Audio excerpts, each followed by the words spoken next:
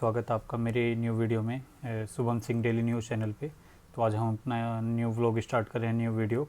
जिसका हमारा टॉपिक रहेगा मुर्शिदाबाद हिंसा, या जो पश्चिम बंगाल में हिंसा हुई थी वक्त संशोधन बिल के विरोध में, जो कि मुस्लिम समुदाय के द्वारा हड़ताल की गई थी वक्त संशोधन बिल के विरोध में, पूरे पश्चिम बंगाल में की गई थी। जो हिंसा हुई है वो मुर्शिदाबाद में, पश्चिम बंगाल के एरिया, और साउथ परगना 24 एरिया है, वहाँ पर दो जगह हुई थी। तो वीडियो थोड़ी शॉर्ट और लॉन्ग दोनों रहेगी, जिसको मैं आपको शॉर्ट तरीके से जल्दी बताने की कोशिश करूंगा और वीडियो को भी जल्दी ख़त्म करूंगा, जिससे आपको जल्दी समझ आ जाए चीज़ें कि अभी देश के जो करंट टॉपिक है उसके बारे में मैं बात कर रहा हूं आपसे, क्योंकि अभी हॉट टॉपिक बना हुआ है वक्त संशोधन बिल और मुर्शिदाबाद हिंसा को लेके।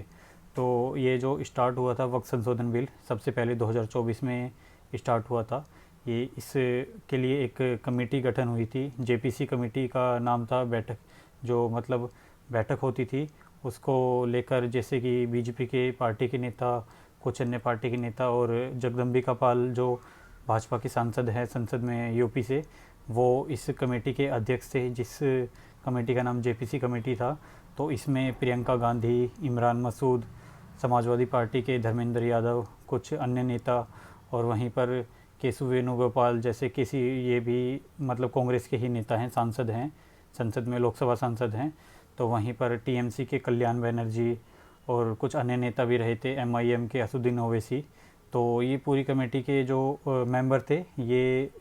मतलब इस कमेटी के गठन में जो मेंबर शामिल होते थे ये इन पार्टियों के थे। कुछ अन्य भी पार्टियां रह गई होंगी, तो मेन पार्टियां ये थी। तो साथ ही जो इसको मतलब जिन्होंने शुरुआत की थी, वो एनडीए की सरकार ने सबसे पहले इसको 2024 में पेश किया था, इस बिल को संसद में। तो इसका गठन जो किया गया था वो भी 2024 में हुआ था। तो उसको लेके जब बैठक होने लगी तो इसमें पार्टी के नेता, विपक्ष पार्टी के नेता, सबके मत रखे गए, या मुस्लिम संगठनों के भी कुछ नेता इसमें कमेटी में शामिल हुए थे। तो उनकी भी मतलब वोटिंग आप बोल सकते हो, या उनके कमेंट्स क्या थे, या उनका मानना क्या था इस वक्त संशोधन बिल को लेके। तो पूरी मतलब 3 से 4 बैठक हुई थी। जब ये कमेटी की गठन हुई, और गठन होने के बाद जब मतलब इसके ऊपर स्टैंप लग गई या ठप्पा लग गया कि वहाँ से मंजूरी मिल गई जो जेपीसी की कमेटी बनी थी, तो उसके बाद से इसको लोकसभा में पेश किया गया। तो लोकसभा में एनडीए के जो घटक दल हैं, जैसे कि नीतीश कुमार की पार्टी, या पवन कल्याण की, या चंद्रबाबू नायडू की, या शिवसेना शिंदे जो पार्टी है, और चिराग पासवान की पार्टी, और जयंत चौधरी की आरएलडी पार्टी, और भाजपा की पार्टी, इसमें जो एनडीए के घटक दल थे उन्होंने ये बिल को पेश किया, और वोटिंग भी पारित हो गई, मतलब पास हो गए। तो वोटिंग में सब ने यस किया, तो ये सबसे पहले लोकसभा में पास हो गया। तो बाद में जब ये लोकसभा में पास हुआ तो उसके बाद इसको राज्यसभा में भेजा गया। तो वहाँ पर भी जो एनडीए के घटक दल थे, या भाजपा पार्टी के गठबंधन के नेता सरकार में, क्योंकि ये पूर्ण बहुमत की सरकार नहीं है, इसमें गठबंधन की सरकार है ये, मतलब कोएलिशन आप बोल सकते हो, अलायंस हुए हैं, इसमें गठबंधन की सरकार है। तो नीतीश कुमार और कुछ अन्य पार्टी के नेता भी इसमें शामिल थे, या कुछ अन्य पार्टी भी शामिल थी। तो उनके द्वारा ये राज्यसभा में पास हो गई। जब ये बिल वक्त संशोधन बिल 2024 राज्यसभा में पास हो गया, तो इसको राष्ट्रपति मंजूरी के लिए भेजा गया, क्योंकि जब भी कोई न्यू बिल बनता है उसको राष्ट्रपति की मंजूरी के बिना, या कोई नया कानून बनता है उसकी राष्ट्रपति की मंजूरी के बिना उसको पास नहीं कर सकते या पारित नहीं कर सकते, और नया कानून नहीं बन सकता। तो अभी करंटली जो राष्ट्रपति है द्रौपदी मुर्मू हैं, तो उन्होंने वो बिल के ऊपर मंजूरी दे दी या पास कर दिया, तो राष्ट्रपति के अकॉर्डिंग भी उसको पास कर दिया गया। जब ये वक्त संशोधन एक पूरा बिल बन गया, कुछ जो इसके अनुच्छेद थे उनके अंदर भी संशोधन किया,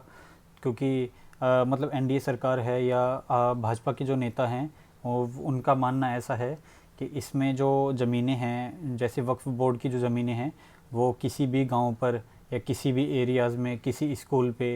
या किसी भी एरिया में वो अपना कब्जा जमा लेते हैं, जो कि कांग्रेस के टाइम से ऐसा होता आ रहा था। क्योंकि देश में जो सबसे ज़्यादा प्रॉपर्टीज़ हैं वो वक्फ बोर्ड के पास हैं। तो इस बिल को लेकर उन्होंने ऐसा कानून बनाया, ऐसा एनडीए सरकार के जो नेता हैं या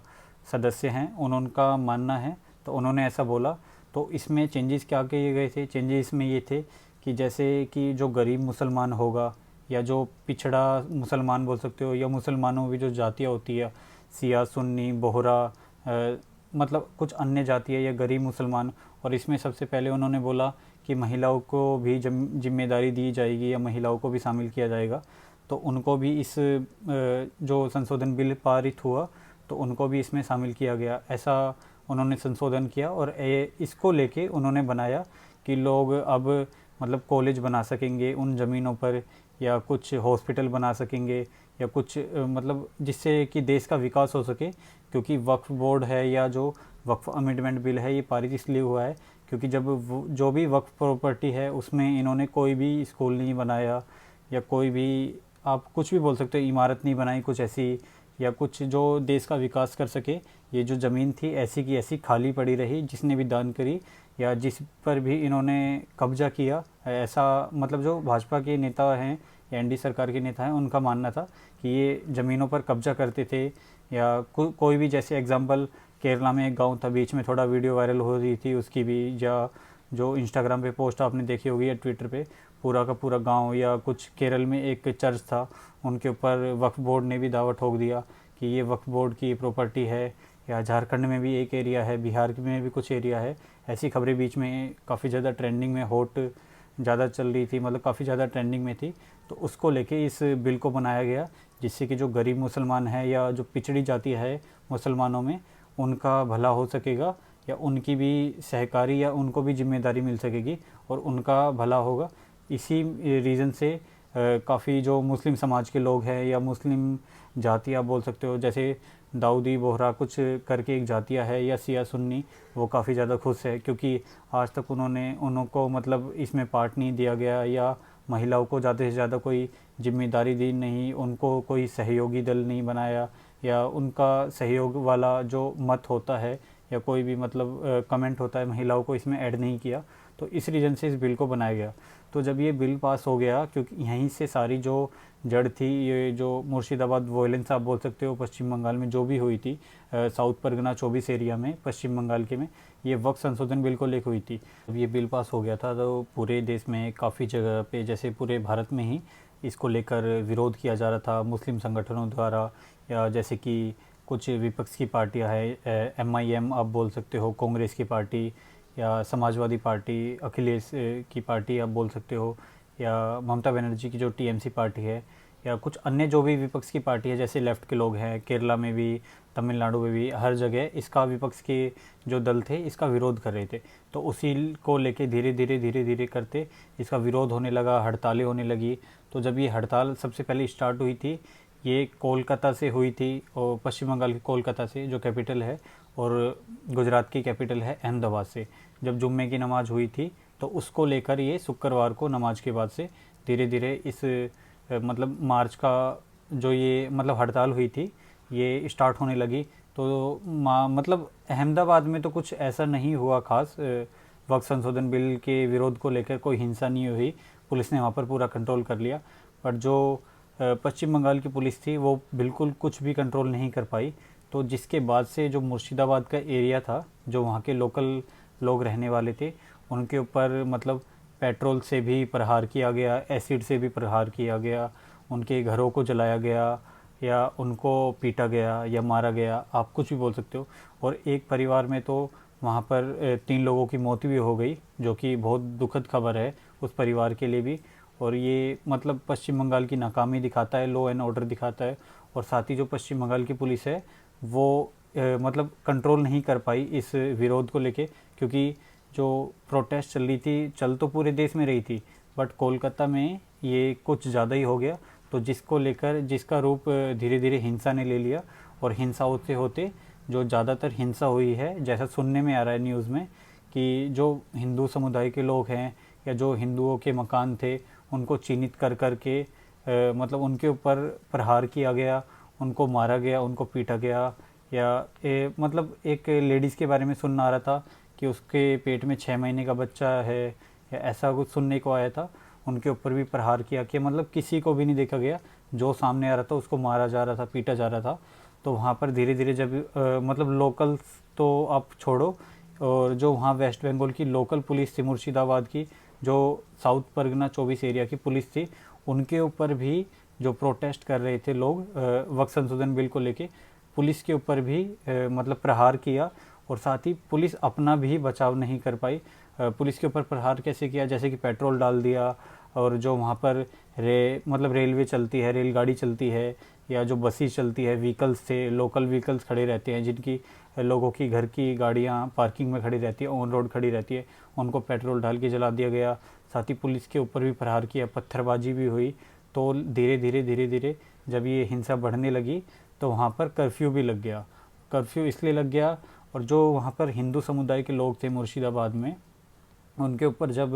मतलब हिंसा ज़्यादा होने लगी या जब लोगों की जाने जाने लगी, तो मुर्शिदाबाद के जो लोकल हिंदू समुदाय के लोग थे उन्होंने पलायन करके मालदा शरणार्थी कैंप आप बोल सकते हो या रिफ्यूजी कैंप में उन्होंने शरण ले ली, या वहीं पर उनको खाना पीना, उनका सोना, मतलब एक आंगन टाइप आप या मतलब ग्राउंड टाइप आप बोल सकते हो, उन्होंने उसमें अपना जो रहन सहन किया। और जहाँ पर अभी मैं आपको वीडियो बना रहा हूँ, तो आज तो अभी वहाँ पर जो हालात हैं वहाँ नॉर्मल है। धीरे धीरे स्कूल भी खुल गए हैं, लोग स्कूल जाने लगे हैं, या दुकानें भी खुलने लगी है। बट जब ये हिंसा हुई थी थोड़े टाइम पहले, मतलब 1 से 2 हफ्ते पहले, वहाँ पर जो चीज़ें थी वो बिल्कुल भी कंट्रोल में नहीं थी, बल्कि जो बचाव कर रही थी वेस्ट बंगाल की पुलिस, वो अपना ही बचाव नहीं कर पा रही थी। तो लोकल जो लोग थे मुर्शिदाबाद के या साउथ परगना 24 के, जो कि पश्चिम बंगाल में, वहाँ पर भी हिंसा हुई थी, तो उनका क्या ही बचाव करती, उनके ऊपर खुद पत्थरबाजी हुई, और कुछ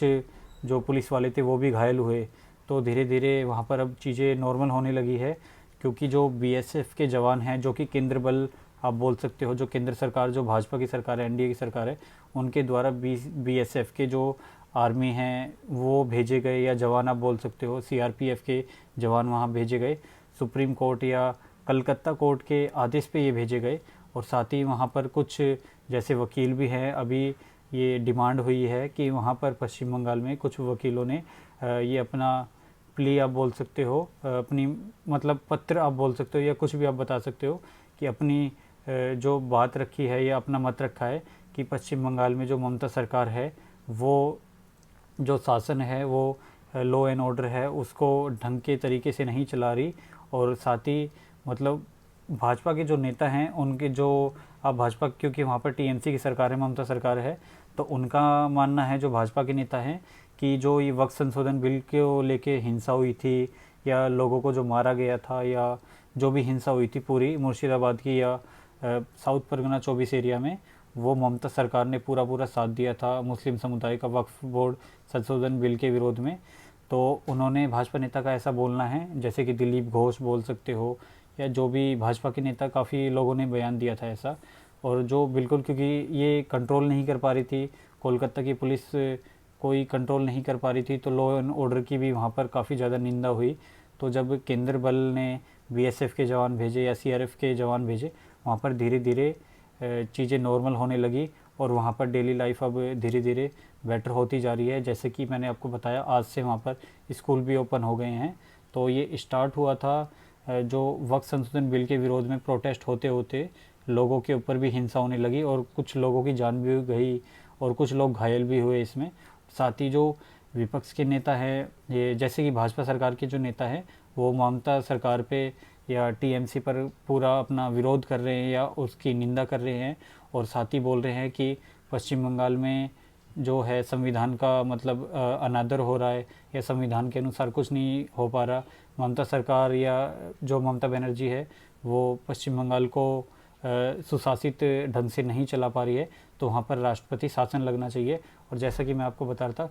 कुछ एडवोकेट ने भारत में, कुछ भारत के एडवोकेट हैं, उन्होंने भी अपील की है सुप्रीम कोर्ट में कि भारत में जो हिंसा चल रही है, या पश्चिम बंगाल में जो हिंसा चल रही है, उसको देखते हुए पश्चिम बंगाल में राष्ट्रपति शासन लगना चाहिए, और राष्ट्रपति शासन के अनुसार ये पश्चिम बंगाल की जो कंडीशन है वहाँ नॉर्मल हो सकती है। क्योंकि 2026 में टीएमसी और जो अन्य पार्टी है वो अपनी चुनावी तैयारी को लेकर भी अपना चुनाव की रैलियाँ भी स्टार्ट कर रहे हैं धीरे धीरे। तो बीजेपी ने तो धीरे धीरे स्टार्ट कर दी। 2026 में पश्चिम बंगाल के चुनाव भी हैं, और काफ़ी टाइम से वहाँ पर ममता बनर्जी की सरकार है, जो टीएमसी पार्टी है। तो वहीं पर जो सांसद हैं यूसुफ पठान, मुर्शिदाबाद से हैं, जो पहली बार सांसद बने हैं, वैसे वो पूर्व क्रिकेटर रह चुके हैं इंडिया टीम के, वो उनका इस पे कोई मत नहीं आया, या उनका कोई कमेंट नहीं आया, या उनका कोई भाषण नहीं आया, बट उनकी निंदा काफ़ी ज़्यादा हो रही थी इसको लेकर, क्योंकि उनकी निंदा इस रीज़न से हो रही थी। इससे जब ये मुर्शिदाबाद हिंसा चल रही थी तो उन्होंने बीच में अपना इंस्टाग्राम पे 1 से 2 दिन पहले अपनी चाय पीते हुए एक मतलब फ़ोटो अपलोड कर दी इंस्टाग्राम पे, और लोगों ने बोला कि आपके शहर में या आपकी जो संसदीय क्षेत्र है वहाँ पर हिंसा हो रही है और आप इस तरीके से अपनी लाइफ को एंजॉय कर रहे हो। तो काफ़ी ज़्यादा लोगों ने उनको हेट भी किया। तो धीरे धीरे ये हिंसा बढ़ती गई और अब वहाँ पर नॉर्मल कंडीशन है। और हिंदुओं ने जो पलायन किया था, जो शुभेंदु अधिकारी हैं, जो भाजपा नेता हैं पश्चिम बंगाल के, उन्होंने बोला लगभग 400 लोगों ने इसमें हिंदुओं ने पलायन किया था, जो पश्चिम बंगाल से बाहर चले गए थे मालदह एरिया में, बट अब वो धीरे धीरे वापस लौट रहे हैं। वहाँ पर चीज़ें भी कंट्रोल हो गई है। और अभी भी जो बीएसएफ के जवान हैं या केंद्र बल आप बोल सकते हो सीआरएफ के जवान वहाँ पर वो मौजूद हैं, क्योंकि पश्चिम बंगाल की जो पुलिस है वो ज़्यादा कुछ खास कर नहीं पा रही है, कंट्रोल नहीं कर पा रही है, क्योंकि लॉ एंड ऑर्डर वहाँ पर बहुत मतलब ख़ास नहीं है आप बोल सकते हो। जैसे कि अगर कोई जुर्म करता है तो उस पर मतलब करंटली या जल्दी से जल्दी कोई एक्शन नहीं लिया जाता, आप ऐसा बोल सकते हो, क्योंकि इसी रीज़न से वहाँ पर बीएसएफ के जवान भी मौजूद है। तो अभी वहाँ पर चीज़ें नॉर्मल है। इसी बीच जो ममता बनर्जी है पश्चिम बंगाल की सीएम, उन्होंने मुस्लिम संगठनों के साथ एक मीटिंग भी की है या सभा भी बोल सकते हो, जिसमें मुस्लिम संगठन के मौलवी या जो धार्मिक गुरु हैं वो शामिल रहे। और उन्होंने जो पश्चिम बंगाल की सीएम ममता बनर्जी, उन्होंने मुसलमानों को या मुस्लिम समुदाय को आश्वासन दिया है कि जो ये वक्फ संशोधन बिल है इसको हम पश्चिम बंगाल में लागू नहीं होने देंगे और मरते दम तक हम मुसलमानों के साथ खड़े हैं। अगर फ्यूचर में जो एनडीए की सरकार है, भाजपा सरकार है, कभी फ्यूचर में चेंज होती है तो हम इस बिल को ख़त्म कर देंगे या चेंज कर देंगे और इस बिल को लेकर एक नया हम कानून लाएंगे, जिससे कि ये वक्फ संशोधन बिल है बिल्कुल पूरे तरीके से ख़त्म हो जाएगा और इसको हम पश्चिम बंगाल में नहीं लागू होने देंगे। और साथ ही जो कांग्रेस की सरकार है उन्होंने भी ऐसा बोला है कि जो कांग्रेस शासित प्रदेश हैं जैसे कि तेलंगाना, कर्नाटका, हिमाचल प्रदेश, वहाँ पर भी ये लागू नहीं होगा। जो विपक्षी पार्टी जैसे जहाँ पर लोकल पार्टीज़ की सरकार है, जैसे कि आप डीएमके बोल सकते हो तमिलनाडु में, या केरला में जो पार्टी है वहाँ पर बीजेपी की सरकार नहीं है। जो विपक्षी पार्टी का जहाँ पर लोकल एरिया है या जहाँ पर विपक्ष पार्टी की सरकार है वहाँ पर वक्फ संशोधन बिल लागू नहीं होगा, ऐसा विपक्ष का मानना है। और साथ ही अभी भी ये जंग जारी है या आप इसको बोल सकते हो प्रोटेस्ट जारी है। जैसे कि कल किशनगढ़ में और कल जो आने वाला है टुमारो, उसमें हैदराबाद के जो सांसद हैं असुद्दीन ओवैसी एमआईएम के नेता, वो भी कल प्रोटेस्ट करेंगे। और उन्होंने बोला कि हमें इसमें ज़्यादा से ज़्यादा भीड़ जमा करनी चाहिए, जिससे कि केंद्र सरकार और जो भाजपा सरकार है, राज्य सरकारें हैं, उनकी आँख खुले, क्योंकि वो बिल्कुल कान बंद करके बैठे हैं और सुप्रीम कोर्ट की भी आँख खुलेगी तो इस कानून पे ध्यान देगी। तो अभी तो चीज़ें नॉर्मल है, बट इस हिंसा से काफ़ी ज़्यादा लोगों को नुकसान भी हुआ है। जो वहाँ के लोकल लोग रहने वाले थे उनकी दुकानों को जला दिया गया, जो उनका बिज़नेस था, कारोबार था, उसको बिल्कुल ख़त्म कर दिया गया है। बट ऐसा मानना है कि जो पश्चिम बंगाल की सरकार है, जो ममता बनर्जी है, उन्होंने आश्वासन दिया है जो इस हिंसा में क्षतिग्रस्त हुआ है या जो नुकसान हुआ है उसमें इन जो शरणार्थी हैं या आप बोल सकते हो जो लोकल मुर्शिदाबाद के या पश्चिम बंगाल के जो लोग रहने वाले हैं जहाँ जहाँ हिंसा हुई है, जिन लोगों का नुकसान हुआ है उसकी हम भरपाई करेंगे, पश्चिम बंगाल आर्थिक सहायता देगी, ऐसा ममता बनर्जी का भी बोलना है। तो अभी चीज़ें नॉर्मल है, बट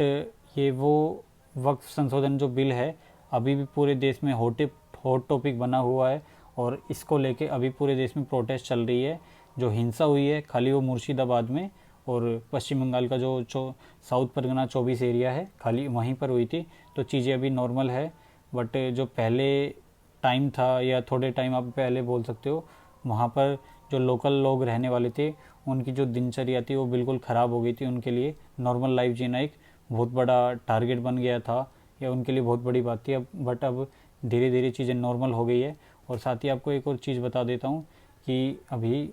अभी हम इस वीडियो को एंड करते हैं, इस व्लॉग को एंड करते हैं, क्योंकि ये व्लॉग थोड़ा लंबा हो जाएगा। तो मैंने इसको शॉर्ट तरीके से आपको बताया है कि कहाँ से इस हिंसा की शुरुआत हुई थी और कहाँ पे ये एंडिंग हुई है। तो अगर वीडियो आपको पसंद आई हो तो उसको लाइक करना, कमेंट करना, शेयर करना, और जिसने चैनल सब्सक्राइब नहीं किया है, क्योंकि काफ़ी लोग मैंने देखा है जो मेरी डेली की वीडियोस आती है, शाम को शॉर्ट्स न्यूज़ आती हैं, उसमें चैनल को सब्सक्राइब नहीं करते हैं, ओनली लाइक कमेंट करके निकल जाते हैं। तो अगर आपको वीडियो